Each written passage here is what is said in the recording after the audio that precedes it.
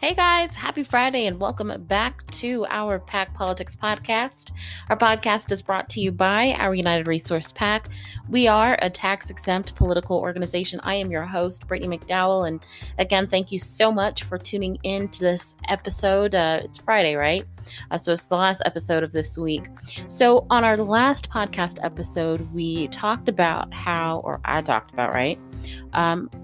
We explored, just put it like that, we explored the fact that we're starting to see revived conversations around economic stimulus, but we really didn't delve into a specific question that most people have, and that is, hey, are we going to get another stimulus check? Is a second check coming? Well, I have decided to dedicate this episode to that specific question. So sit back, let's dive in, and we will answer together the question of, are we going to get a second stimulus check? Let's get this show started.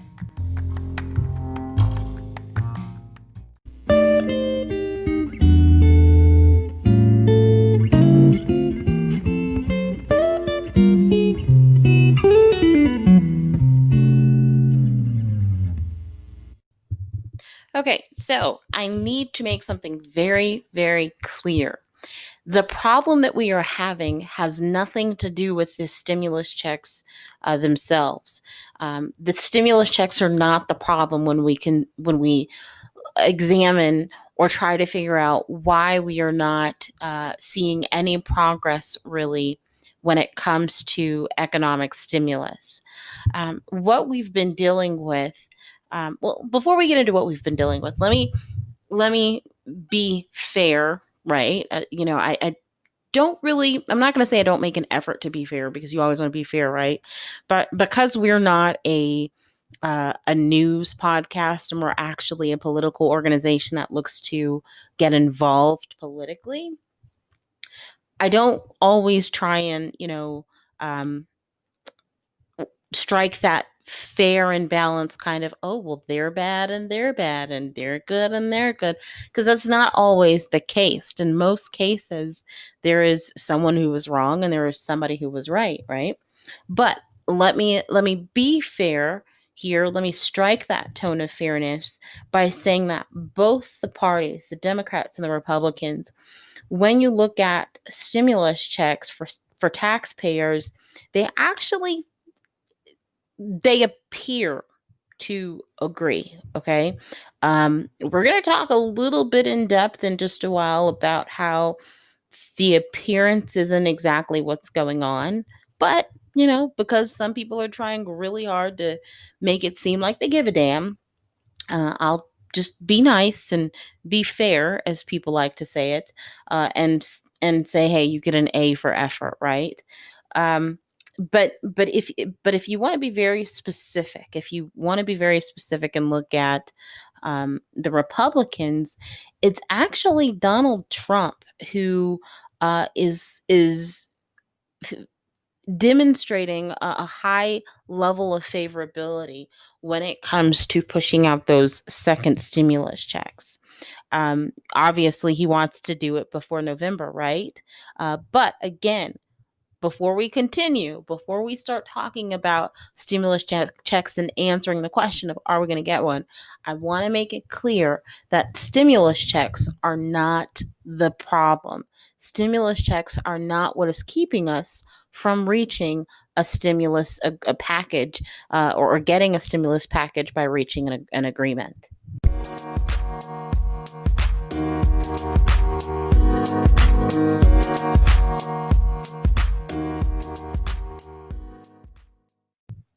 All right, so let's get into the nitty gritty here, because if we're going to talk about stimulus checks, and if we're going to question if we are going to get a stimulus check, you have to talk about um, a recent announcement that came out, and that was that Nancy Pelosi is next week going to be bringing forth a proposal that is seeking to really compromise in areas that she has been said not to compromise. So, what is it that we can actually expect from as we're going to dub it, this Pelosi compromise proposal.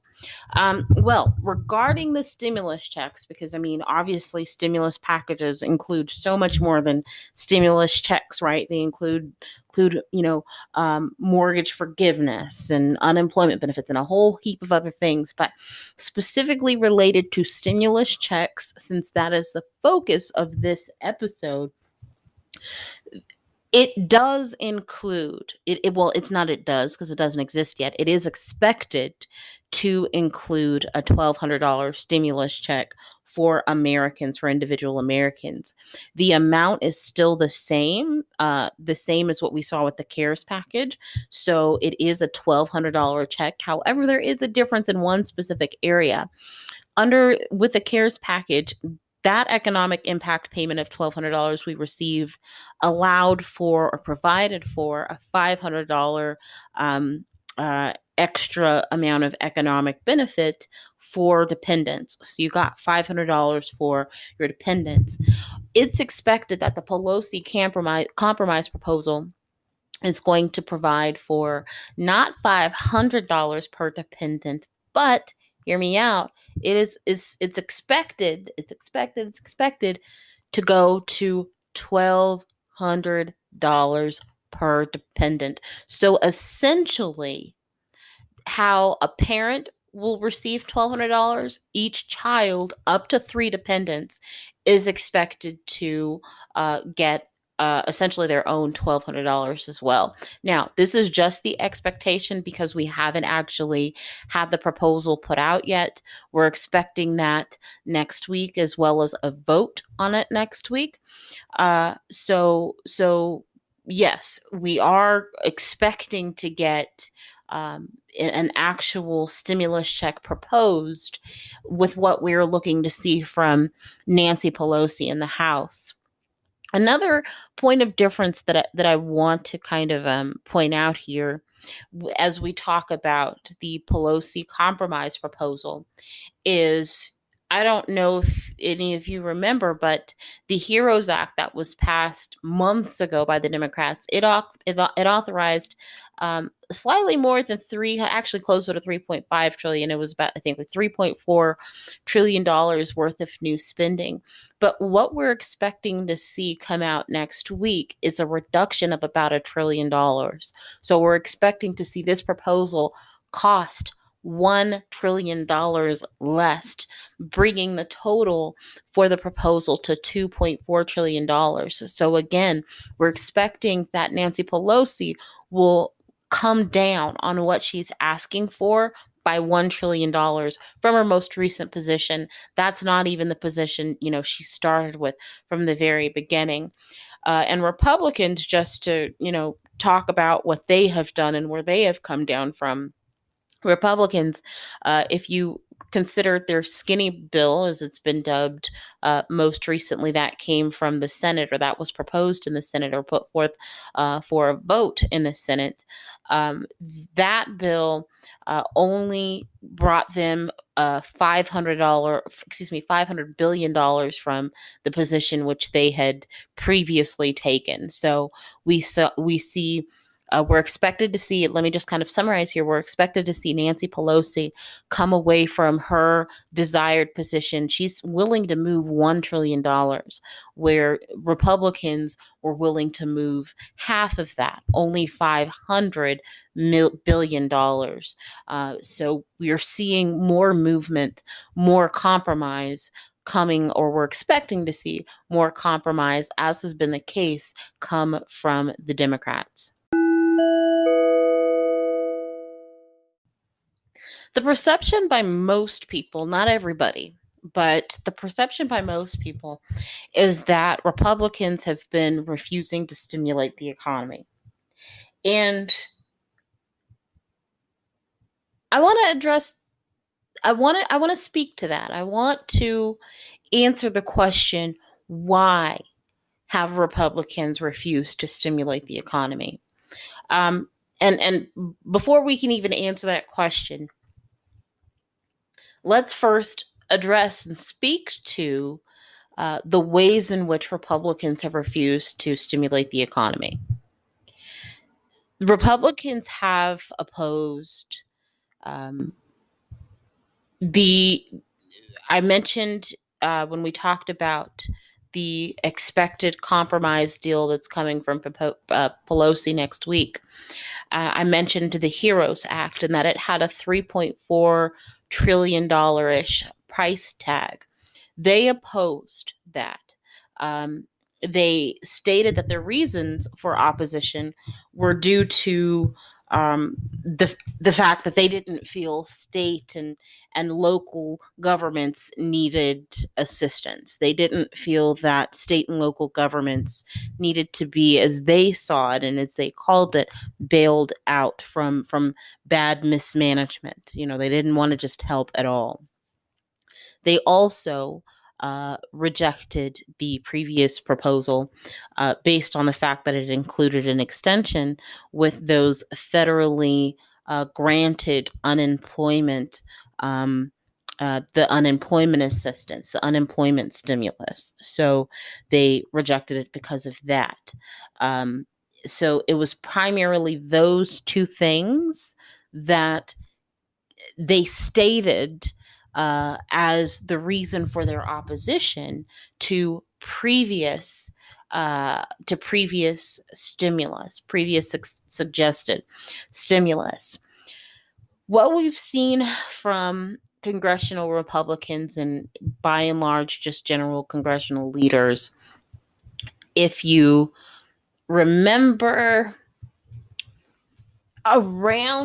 actually it started before we saw the House proposal and then it kind of ramped up after we saw this call for a pause, right? They wanted to pause on stimulating the economy.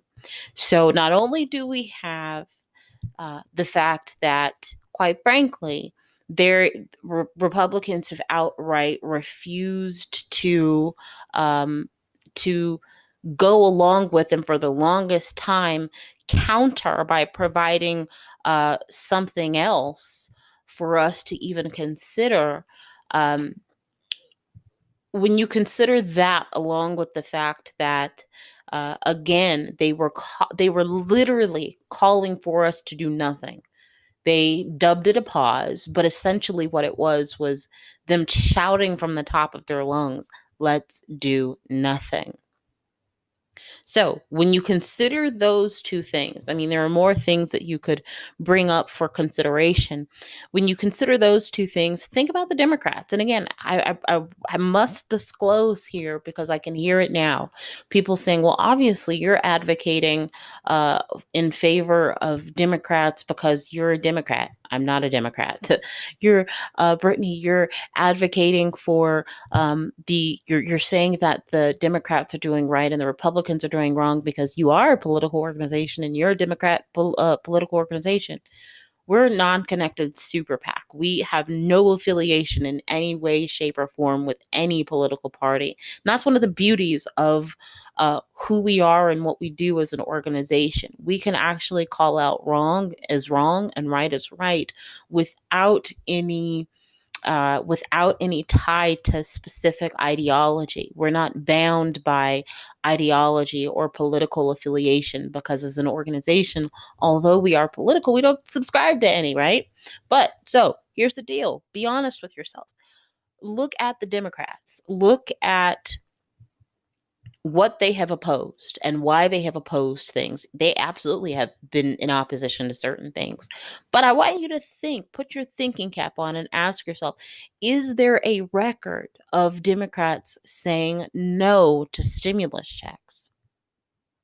Can you think of any time on television or with anything that you've read or, somebody catching a Democrat saying, we don't want to provide. We're not giving one red nickel, dime, or cent for stimulus checks. We don't need it. Let's pause and not give stimulus checks. Truth is, you are not going to find any examples of that happening because that has not happened. Democrats have not. There's no record of Democrats saying, "Oh, that," or trying to keep Americans from getting stimulus checks. But hold on, I feel a sneeze coming. Excuse me. There is hate to break it to you, there are several records of congressional Republicans flat out saying that they want to avoid sending out not just avoid stimulating the economy. They have explicitly stated that they want to avoid sending out stimulus checks. Now, here's the deal though. That is some, not all, but some congressional Republicans. You're looking at about 20ish or so that have taken that position. However, here's the deal.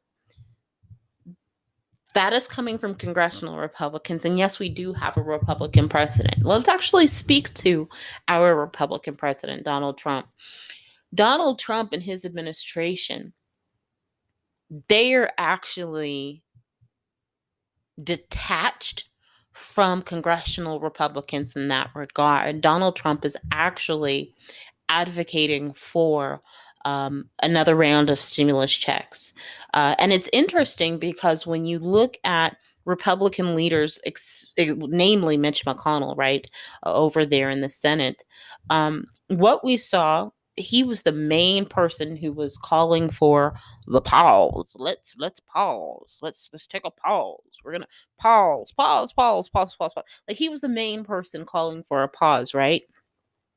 But it's interesting because after we saw the call for the pause and you started to you started to see people actually speak to this call for a pause and what it actually was, and that it was just obviously an attempt to say that they didn't want to help people without actually saying they didn't want to help people because they understood the optics of saying we don't want to help people. And most people understood the optics, not all. Some people, some Republicans, quite frankly, wore unwillingness to help as a badge of honor, like totally detached from reality, right?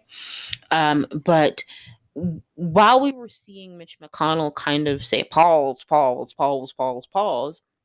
one of the things that we started to see at a certain point, which is kind of why you no longer hear pause anymore. Well, let me speak to that. The reason that they say that they wanted a pause or a pause, I like saying it like that, right? Pause, we want to pause. The reason Mitch McConnell was claiming he wanted a pause, I'm like tickle pink over here saying pause. The reason Mitch McConnell, one more time for the record, the reason Mitch McConnell wanted a pause was because he said that they wanted to analyze the data. They wanted to allow time for CARES Act funding to be spent. Now, in all fairness, right? That's the word of the day, fairness. In all fairness, not all funds from the CARES Act have been spent. However, a significant majority of those funds have been spent. A majority enough to the point where anything left that is left to be spent is likely to have less impact economically than the amount of money that has already been spent. So if we are looking to see, well, let's continue to pause at this point on September 25th, if we're looking to say, well, let's continue to pause because we didn't spend all of the money, we are less likely to see economic benefit that is on par with or that exceeds any economic benefit that we've seen to this point by the money in comparison to the money that's already been spent from the CARES Act. So getting back to the pause, or I didn't say that the right way. Hold on. You got to like reach deep back in your throat to say it like that, right? Paul, like, see, now I can't even say it right. Anyways, so when we look back at the pause, I promise you I'm done saying pause. Okay, when we look at the pause and we look at why they say they wanted the pause. They wanted the pause because it was we needed time to see what was going on with the economy and how the money that was being spent, what the overall impact was. But at a certain point, people started calling Mitch McConnell out and like saying, yo, like your pause is actually a soft proposal, a soft refusal. You're refusing to help the economy. You're refusing to help the American people. It's kind of like like if you were a kid and let's say for instance you wanted a piece of candy at the store. And I don't know, that's not a good example. Let's say if you wanted something as a kid, I don't know when you wanted and what you wanted. You wanted something from most likely your parents. And you may have been hit with, rather than if your parents knew that you would throw a tantrum, throw a hissy fit, especially if you were in Target and they didn't want you to cause a scene and people to think that their kid was absolutely nuts for falling out on the floor and rolling out. You may have been hit with not a no, I'm not buying you that toy, Timmy. You may have been hit with a, well, maybe later, or let's go look around the store and we'll come back. Even though your parents knew that they weren't going to get you that toy, they weren't going to get you that piece of candy, they very well knew what was going to happen, but they wanted to soften the blow for you. They didn't think that you could take the refusal. You could, as a kid, they knew you were going to lose your mind. And so that's what people were saying, like, yo, Mitch, you think people are going to lose their minds? Like, just be honest. Like, you don't want to, you don't plan to help the American people.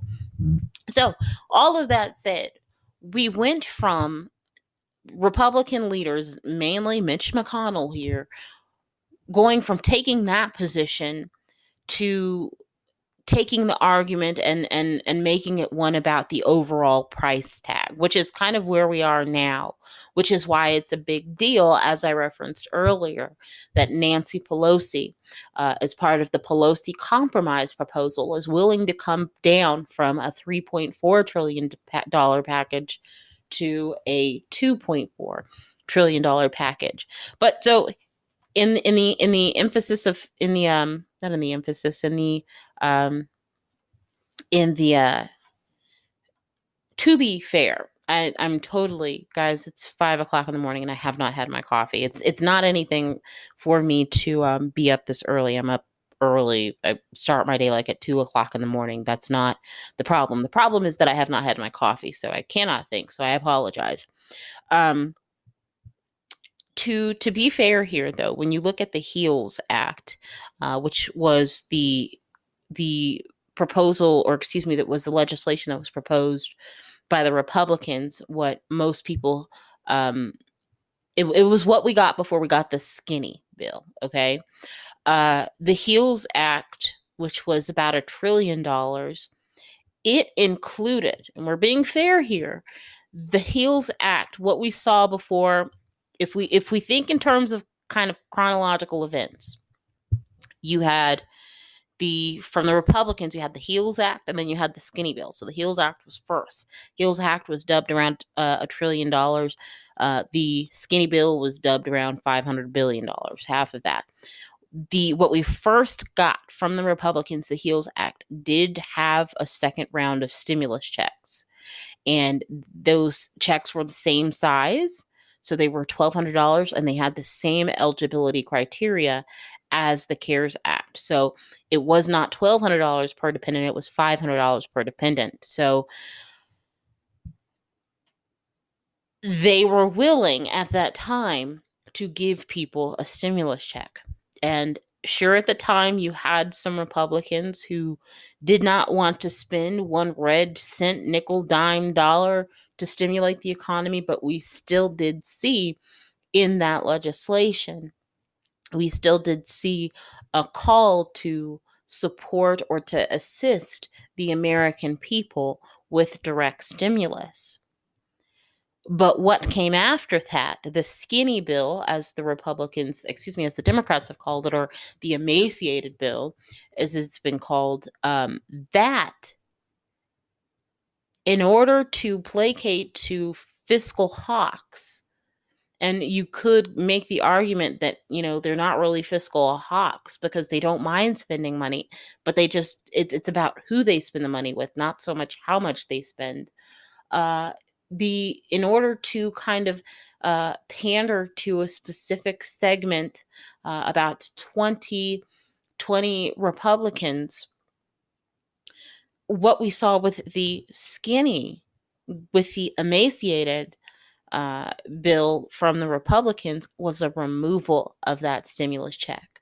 So, in the beginning, Republicans were willing to propose providing direct stimulus checks to the American people. But the most recent proposal that we have received from them no longer has stimulus checks on the table. That is why you have people asking, why have Republicans refused to stimulate the economy? Because everything that we see from them at this point indicates that, specifically related to stimulating the economy by giving individual Americans direct stimulus, everything indicates that they are not willing to do it anymore, especially the fact that the recent legislation does not call for that. It does not do it.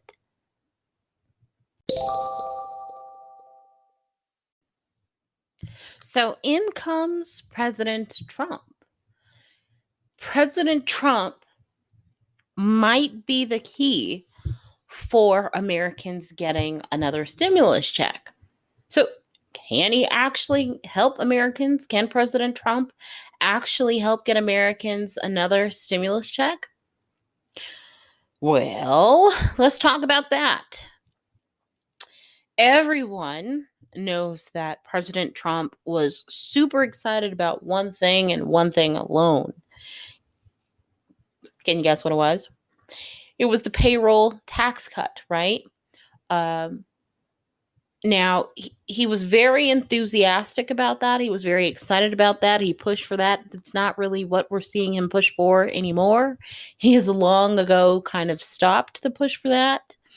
But while he was very and super enthusiastic about that, we have started to see a certain level of enthusiasm, not to the same extent of what we saw with the payroll tax cut, but we have started to see a certain level of enthusiasm from him regarding stimulus checks, primarily because he actually understands that politically, which is the name of the game here, right? This is politics. Politically, regular people, they actually need help, and they need help in the form of a new stimulus deal. That regular people can't be left out of a new stimulus deal like what we saw proposed with the skinny bill, the skinny, emaciated bill from the Senate. So, with him understanding that, or you might even say despite him understanding that, there are a few things that are working against the president. We've seen, it's a little bit harder to kind of pay attention to the numbers and kind of track the numbers because, one, we don't really see them reported every day as they once were, in terms of the breaking news and stuff like that. The COVID-19 is not getting the same level of attention, right? And despite the fact that most people might not be paying attention for whatever reason or might not be as aware, what we are seeing is we're seeing a spike in COVID-19 cases, specifically in states that were very quick to reopen business. And as a result of that, we're starting to see the return of restrictions with businesses where you have either certain types of businesses that have to close, or we're seeing a further reduction in capacity, or we're seeing restriction in hours of operations. In whatever form, we're starting to see, specifically in cases where those spikes are starting to go up again, we're seeing a new set of restrictions, and in some cases we're seeing some stay-at-home orders. And quite frankly, it's expected as we move further into our recent crossover into fall and we head closer to winter and we actually get to winter, more and more, for more and more places, more business restrictions and stay-at-home orders is going to be the norm. We've also seen a recent kind of damp, hold on the on this tout of the economy doing better. If you think back to probably around June, that was where, when the June jobs report came out, that was where we started to hear, oh, the economy is recovering, things are so great, oh my god, oh my god, oh my gosh, like this is the best economy ever, like we have more jobs than ever before, and people are out buying gold and just dancing on the golden streets, right? Like they were just hoobahing it up, right? When we got that June jobs report. So we got the June jobs report. June looked, well, when we got that looked pretty good.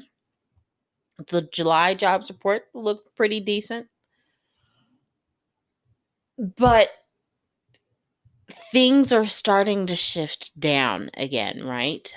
We're not that level of greatness regarding our economy that people were talking about, is not as evident. Not saying that we don't have aspects of the economy that are doing okay.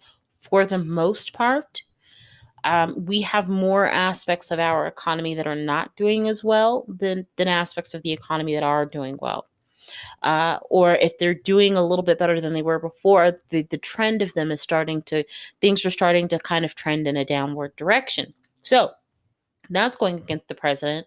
And then, speaking of downward direction, when you look at some of the polls, there is quite an indication that it is less likely, or excuse me, it's more likely than not, that the president is not going to be reelected.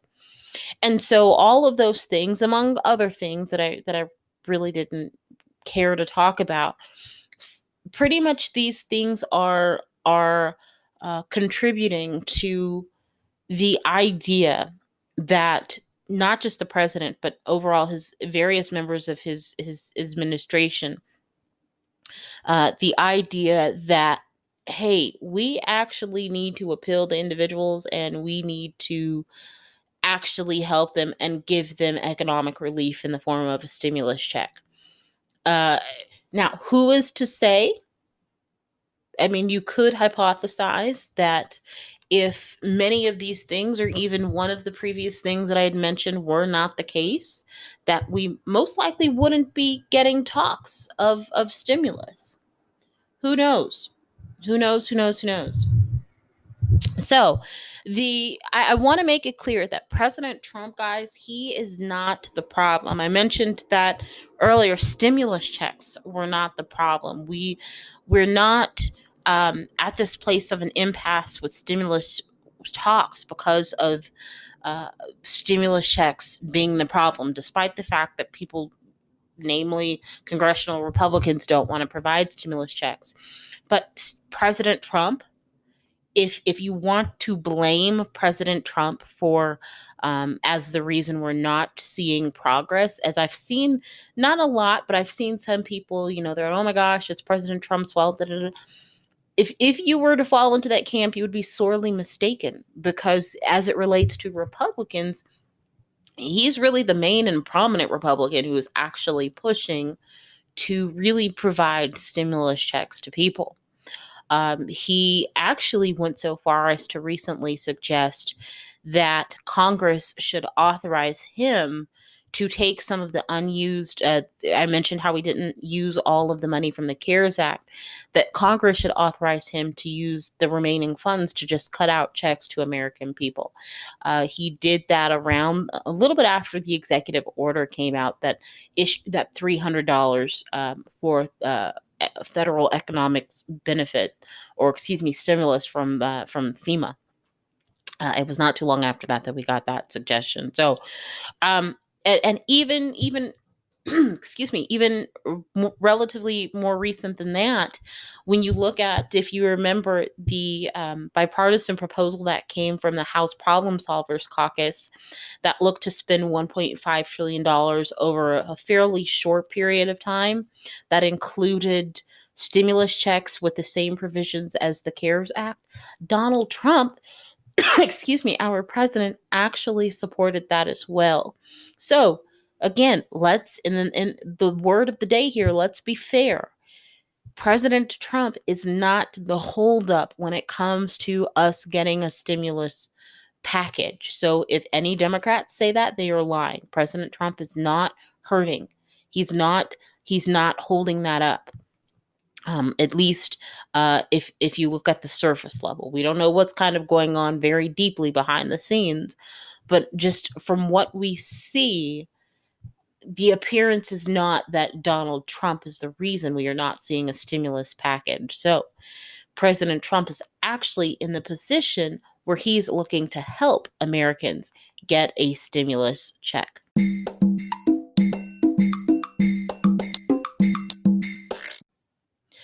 Going forward, what should people be expecting regarding stimulus negotiations?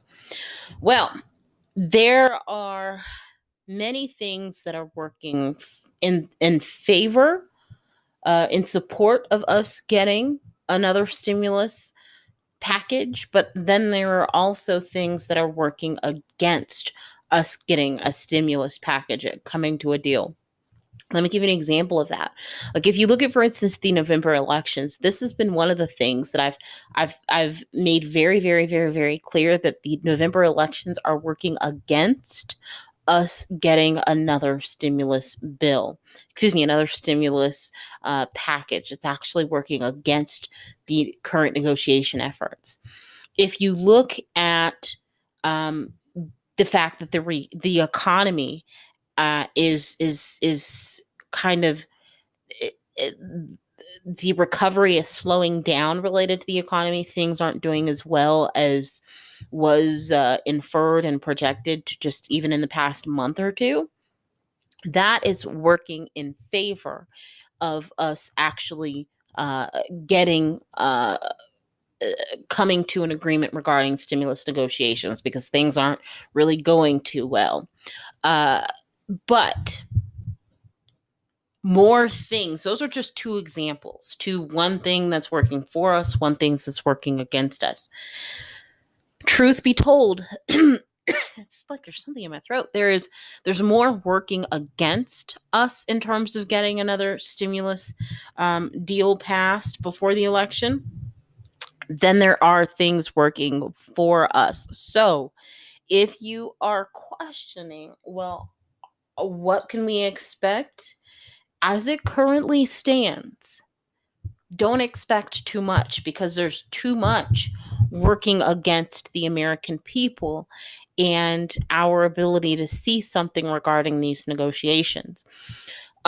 Some people, one of the things that we saw kind of thrown out that should be thrown out is that the government is kind of posed to shut down on the 30th, so in about 5 days, because that's the end of the fiscal year. What we do need is kind of a stopgap spending bill. And a lot of people were suggesting that what might become the vehicle for stimulus is to kind of tack that on to the stopgap spending bill. So, if you want to continue to fund the government, you need to pass X, Y, and Z related to a stimulus package. Originally, it was said that, hey, we're not going to do that. Then we are going to do. We kind of went back and forth between, knowing if that was going to happen or that was not going to happen. We recently have had an agreement struck where people have agreed to go ahead and pass the stopgap spending bill for us not to have a government shutdown in 5 days without adding anything related to the economic stimulus to it. So that idea that was thrown out needs to be thrown out, because that's not going to happen. The idea that we're going to use that to get something passed with stimulus. Quite frankly, if you ask me, I think we should be okay. Let's not get into what Brittany thinks, because Brittany thinks that, extreme times kind of call for extreme measures, right? But anywho, we have some, let's just call them what they are, anti-stimulus Republicans. You have some people, some anti-stimulus Republicans who a lot of people, namely Nancy Pelosi, did not think had as much power as they actually do. But it's becoming very, very clear that we are literally allowing about 20 people in this country. We are allowing those 20-ish people to keep our economy from recovering in a more effective and efficient manner. And for that reason, again, I think, as I literally just stated, kind of extreme times call for these extreme measures. I mean, if you've already struck a deal to go ahead and not shut down the government, like, if you ask me, shut it down, shut it down, shut it down. We're gonna shut down anyways. Like, if the economy just keeps spiraling down, right? Shut it down until we can get something. That's just me. My word of the day is now: shut it down, shut it down, shut it down, because these 20 or so anti-stimulus Republicans are willing to shut it down. You meet crazy with crazy. That's all I'm saying. So let's get straight to the question of the day, which is, are we moving closer to another round of stimulus checks? Well, let me be very, very blunt with you. I think I've been blunt before, but I wanted to talk about this today because I want to be very, very, very, very blunt, so there's no confusion. Okay, because yes, I did talk about in the previous podcast that, we are starting to see conversation around stimulus kind of be revived. But hear me out. Let me make this very, very clear. The closer we get to the election without there being a deal, the likelihood of us reaching a stimulus deal decreases. That is the main thing you need to know. Literally, tomorrow morning, when you wake up and you see that there is no deal, I'm telling you, there will not be a deal. We have less of a chance tomorrow than we do today of there actually being a deal regarding stimulus. Another thing to consider: the better Wall Street does, the likelihood of a deal decreases. That's particularly important because I talked about, I think in the last episode, I talked about on Monday, someday this week, I talked about what happened with the stock market and kind of what we saw that day. But there has been a rebound. But we are not going to make this about the stock market, right? But the better Wall Street does, the better the stock market does, the less likely, especially over a longer period of time, the less likely you are to actually see a stimulus check appear in your mailbox or in your bank account. I need you to know something. No matter what the reason, whether it's the elections or Wall Street or jobs reports, because you will always have something be brought up as the reason that we are not seeing a stimulus package passed. When people do not want to send a stimulus check, when they don't want to stimulate the economy, there is always going to be a reason for them to say that they don't need to stimulate the economy. Even if evidence shows that passing a stimulus package could make our recovery quicker, point of it is, if they don't want to do it, they will find some reason.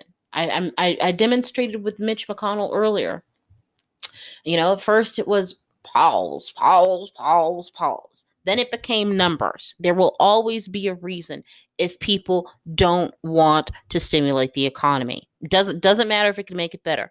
But here's the deal. If there is a deal, I also want to make this clear. If we somehow get a package, okay, it is very likely that that package will include another round of second stimulus checks. You will get a second $1,200 stimulus check.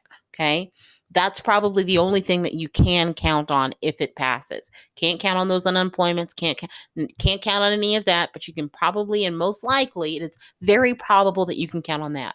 But don't count on it being probable tomorrow, the day after, the day after, the day after. As we move closer to the election, don't count on it being probable that we'll see a package pass before the election. That is what I want you to take away from this.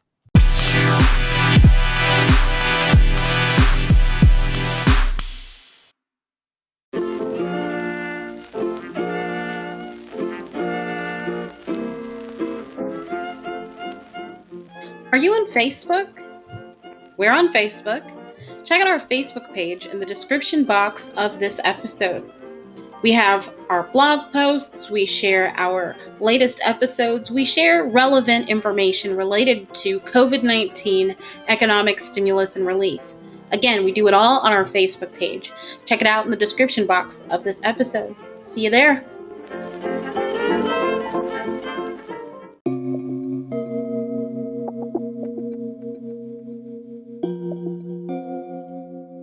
Nancy Pelosi next week is at least making an effort, a genuine effort, in the form of a $2.4 trillion compromise proposal that should put a $1,200 at the very least economic stimulus payment in your hands. But that's not what we're seeing from congressional Republicans and conservative leaders like Mitch McConnell, people who have from the very beginning been wanting to pause, or as I've been saying it, pause, as Mitch McConnell has been saying it, pause. They've been wanting to pause on getting you a $1,200 stimulus check while they have no problem at all sending many, many, many, many, many times more than that to organizations, to companies that are, in some cases, companies that are their boss, right? You are not their boss. The American people are not their boss. What do I mean? Companies are assisting these politicians by making contributions to their campaigns and keeping them reelected.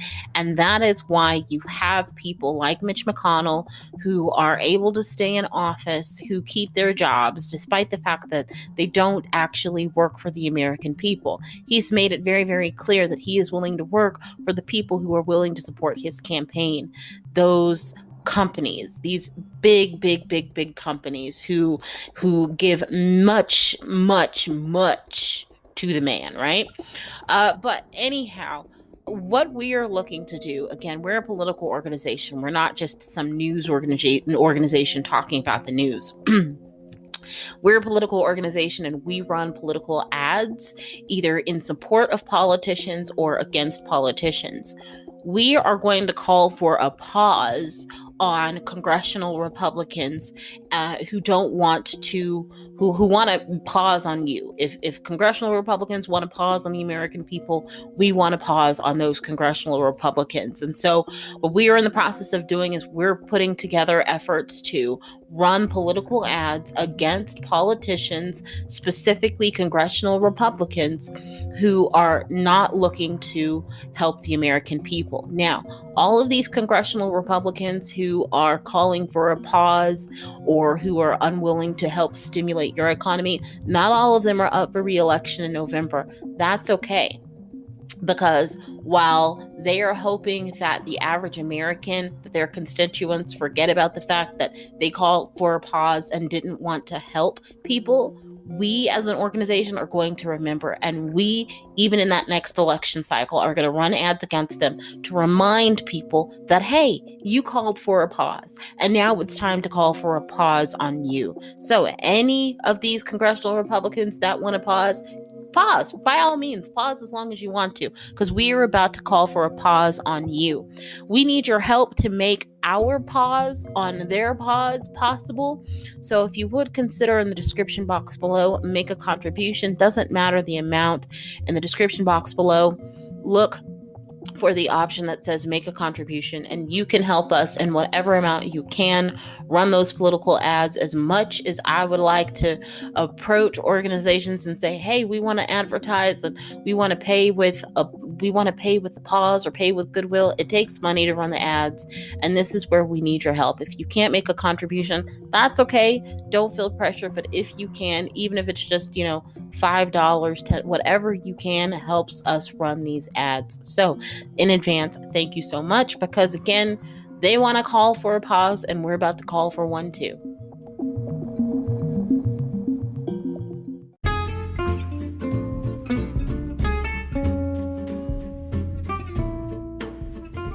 Hey, this is Brittany. Just wanted to shoot you a quick reminder.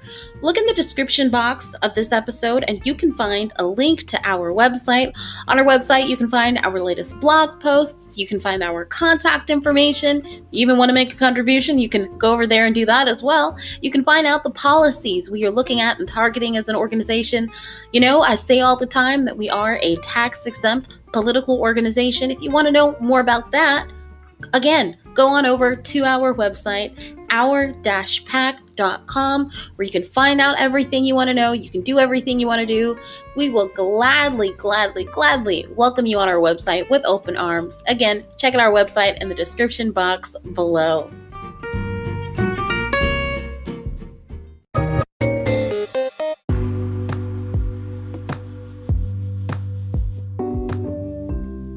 All right, guys, that wraps up our Friday episode for our Pack Politics podcast. Remember, take this away. The stimulus checks are not the problem. The stimulus checks are not what is keeping us from actually coming to an agreement on with the stimulus negotiations. Next week, hopefully, we'll be talking about this Pelosi compromise proposal, because it should be out and we are expecting a vote on it next week.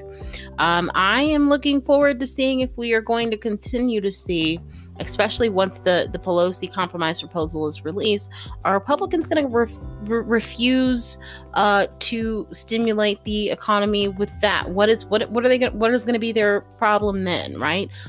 Is it still going to be the price tag? Who knows? That's what their current argument is. And we'll also be looking forward to what President Trump says about the proposal, and just in general, we want to hear more about just his thoughts on being willing to stimulate the economy, because he definitely is willing to. He's just not really as able as the Constitution, as he might like the Constitution to allow, right? The Constitution does kind of place some limits on what he can actually do in terms of stimulus. But guys, I don't know. These stimulus negotiations, they are not really going as well as most people would like, but I mean, I'm not gonna say I'm truly optimistic about what's gonna happen this upcoming week, but we'll see what happens regarding negotiations. But in whatever case, I do think at some point we will get another round of stimulus checks. It just is not really likely that it's going to be before the election. Yeah, okay. I can get into the specifics of what happens after the election. It really just depends on what the House looks like, what the Senate looks like, and obviously who is the president. But I've covered that in another episode, and I'm not going to get into that now, because this is the end of the Friday episode. And again, you've been listening to our Pack Politics podcast. Again, thank you so much. I will see you Monday. Enjoy your weekend. Stay safe. And as I always say, wear your hazmat suit.